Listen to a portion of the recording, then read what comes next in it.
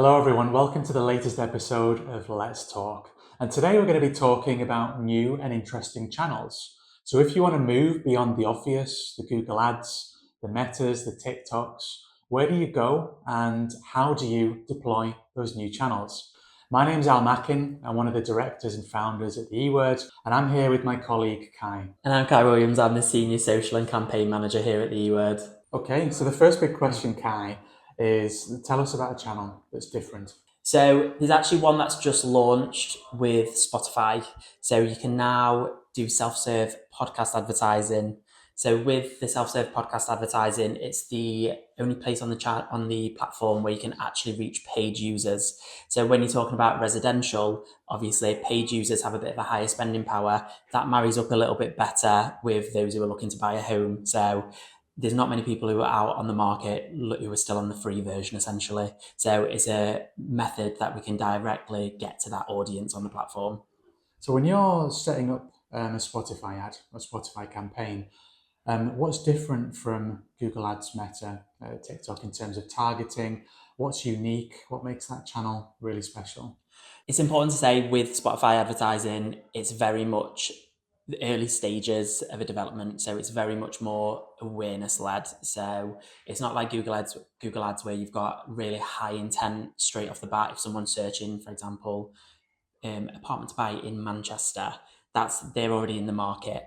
Spotify is used as an awareness. So if you're just about to launch a development, if you're just going to market now, it's how to get your name out there so people actually keep you front of mind later on in the process when they are actually ready to purchase.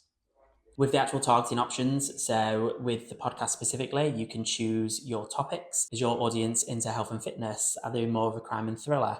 I will say it's a lot cheaper to do more targets of the different podcast types, so the different genres. You get a lower cost per impression essentially. You can then target based on either you can use postcodes or you can use general vicinity. So for example, Manchester, you can target the full city or you can target specific areas. So whether you want to go Ancoats Northern Quarter, do you want to go Piccadilly? Do you want to go more Deansgate Castlefield? So you can target those specific postcodes. In terms of demographics, can you target by gender, by age? Is there anything else in there that's interesting? So you can actually do both. So unlike, for example, on Meta, where you're restricted by special housing category, which limits you can't target on anything with protected characteristics for housing. So like age, gender, whereas on the podcast targeting, you can actually do your ideal. So, for example, if you've got a first-time buying scheme, you don't want to be targeting 75-year-olds. Or if you're advertising a development as a downsizer or retiree development, that's perfect for people who are looking to do that.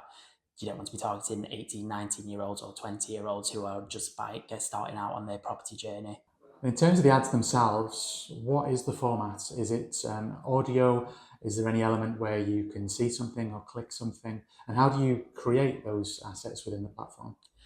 Okay, so there's multiple different ways actually. So with podcasts specifically, it is only audio. So with these, you can either use a voice actor. So if you want them, you can give them instruction to tone, friendliness, even accents or how you'd like certain words pronounced, where you want stop gaps in it. These do take 24 to 48 hours to turn around and you only get one shot at it. They have actually now introduced AI voices as well. So these turn around in minutes, seconds even. So you put in your script that's within the word count, and then you choose, do you want sort of middle age, younger, the tone, so happy, serious, and also then male or female. So again, you can really represent your target audience with that. And is the quality okay on the AI side? Can you tell the difference? Yeah, so you do need to play around a little bit with it. So you need to make sure that you've got the punctuation in the right place. Sometimes not how you'd write it, like typically in best English, but sometimes you need to add a couple of extra spaces in or a couple of extra commas or full stops just to make sure the gaps are there. But once it comes out and it's also sunk with the backing music, which is also in platform, it does sound like a very enthusiastic radio presenter. If you go with the enthusiastic tone, that is. Yeah. So if someone heard a Spotify ad, the audio element of it, you just can't tell the difference if it's AI generated. No, unless you've got a very keen ear, unless you're very hooked on every single phonic, you're pretty much there. You wouldn't be able to notice. And in terms of pricing, how do you pay? What are the options? So with podcast advertising, it is actually a fixed CPM. So you pay for the amount of impressions you're going to get before you even start the campaign. So you can actually see how many you're going to get based on your targeting options. And there's the reason behind this is because with podcasts, you can actually be served them online and offline. So people with Spotify can download a podcast. So that impression will be served offline. So that's why they guarantee you the amount of impressions firstly. There is a couple of things to bear in mind with that. So when you download a podcast, you cannot click through to the website. So whereas if it's served in app, if people are listening to it while it's online, you can add in their a logo, you can add in the photo of your development or like a typical image that represents what you're trying to sell. Whereas that's not the case when it's offline. Obviously somebody who's listening to it on a plane, for example, or in a car, aren't going to get that. So it is important to include your website or contact details actually in the ad itself for that reason. Makes sense. And I think Spotify, there's a comfort with trying a Spotify campaign in that most people are aware of the platform and also probably use it themselves. Are there any outlier channels that haven't gone well? So things that logically made sense, as in, okay, that's the right audience for this particular client, but the results just weren't there. So we've actually tried Pinterest a couple of times with a couple of different developments.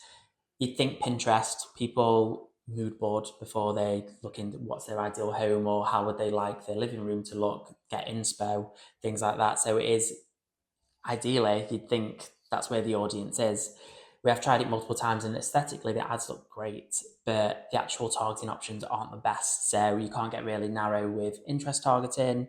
You can do age, gender, that sort of thing, but it's not necessarily there with the actual interest. So people who are in market or even on an awareness base, we actually see a huge bounce rate from the platform. So people literally click through to the website and they're there for half a second, three max, and then bounce off. So that really just inflates the traffic on your website without actually getting any benefit from it. Yeah, it's a classic sign of a poor channel, isn't it? When you get the high bounce rate, when you get an average time on site of a second. It's a real shame because it does feel like Pinterest is a good place to advertise. You're absolutely right around mood boards and people planning and getting really excited about their new home. So that's two channels that probably make sense if you float the idea to a client. What's a channel that's a real outlier and really different and needed a much greater effort from us to tell that story and that reason for using it? So I think one that's a little bit left field is Tinder.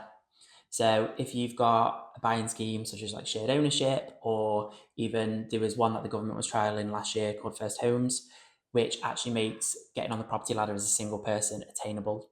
So we have used this channel in the past for other clients, so like PBSA clients, where it's Gen Z. I think it's a lot easier to sell. When it comes to residential, where obviously it's a lot more of an adult purchase, you think, why would I go on Tinder?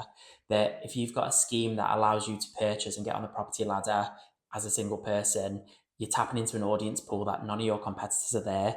If you also tie it into something like Valentine's Day, so it's also very relevant at the time with messaging that's tailored. So swipe right on your dream home.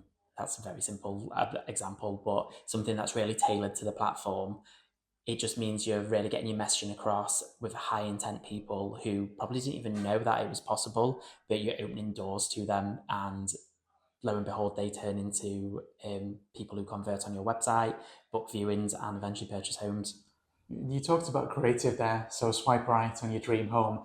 How important is creative in when you are trialing new channels? So do you just take what you have on Google Display or Meta and just move that across? Or do you feel like you have to come up with a whole new approach? Do you need to kind of lean into being different with different channels?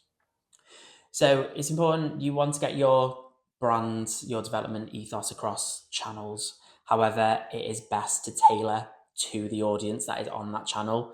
If you think people are in different parts of their buying journey, so buying a home is a very considered process. So it's not like, for example, a ad for a t-shirt, which might be a bit of an impulse buy on any platform.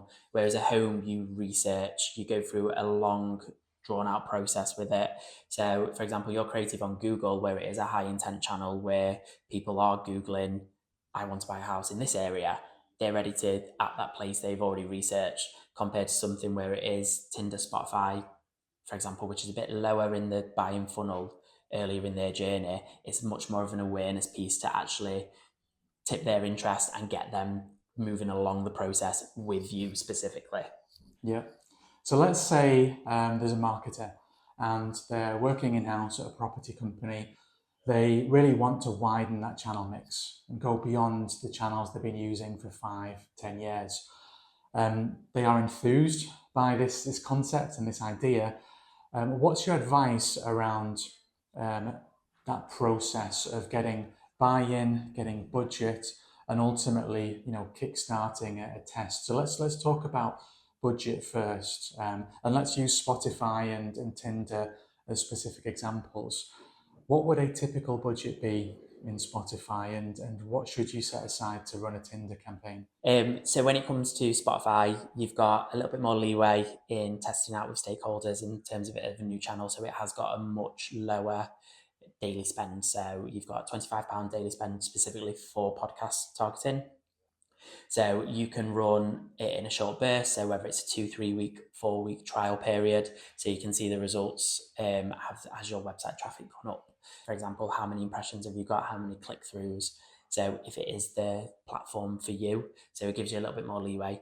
When it comes to things like Tinder, it is a little bit more it's a higher budget, so it does often work better as well if you've got clusters. So for example, as I mentioned, a buying scheme, if you've got that across multiple developments where you can pull budget, because it is a much higher daily spend which you need for a campaign lifetime budget. Makes sense. So you set aside some budget to try on new channels. You then need to get buy-in from stakeholders, from the C-suite. And in my experience, you do that for two reasons. Firstly, because you want everyone to understand what you're working on. And you kind of want to shine a light on the fact that you are looking to widen the channel mix. But I also think at the moment, especially, stakeholders in the C-suite are wanting to experiment and do new things. What's your advice around that part of the process? So you've got your budget, you want to take this to other people in the business to get them excited and at least bought in. How do you do that? I think a starting point is looking at the market as it is now. So we know the property market's really overcrowded, oversaturated at the minute in terms of developments staying online for longer. There's a lot of new things coming to market, specifically in city centre areas, where there's a high proportion of new apartment blocks being built, for example. So I think a starting point is looking and doing a bit of competitor research. Who else is on that channel? If nobody is, you've got an audience pool there that could be potentially untapped.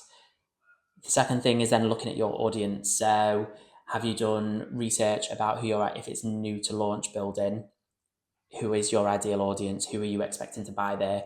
If it's a building that has already launched and there's people already living there or who've already purchased reserved, is looking about what does their demographic make up of. So is there a lot of, for example, healthcare workers? Is there a lot of creatives?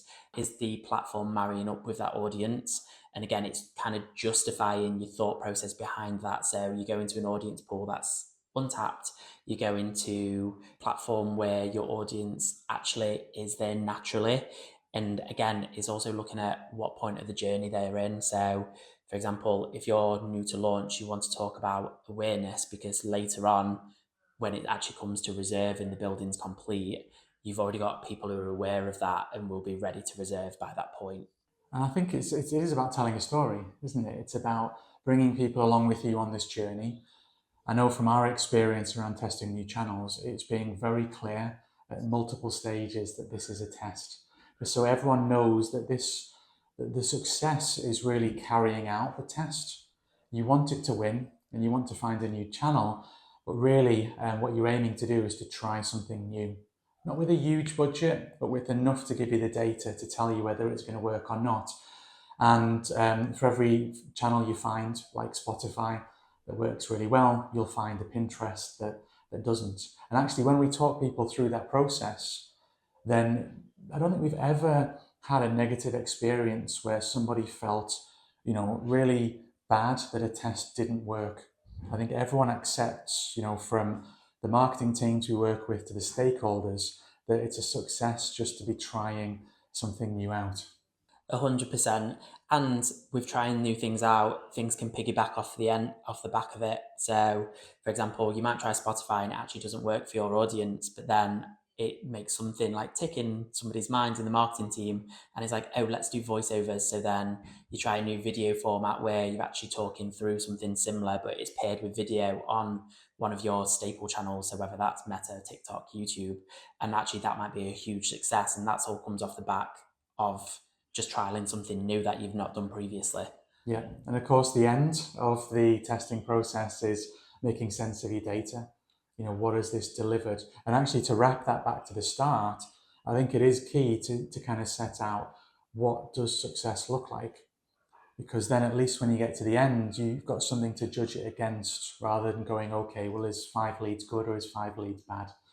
And all of that involves your tracking and making sure your tracking is perfect. And ultimately, the channels you're deploying, are you able to track effectively from someone hearing or seeing the ad, clicking through to the site, and then tracking them through to becoming a viewing, a phone call, and potentially a sale as well.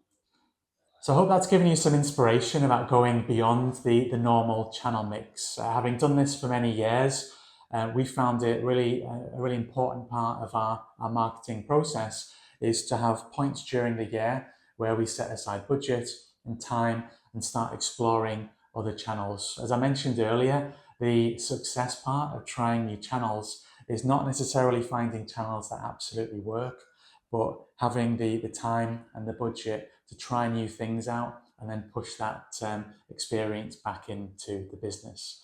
My name's Al Mack, and it's been a pleasure having you with us on this video. I'm Kai Williams, and thanks for listening.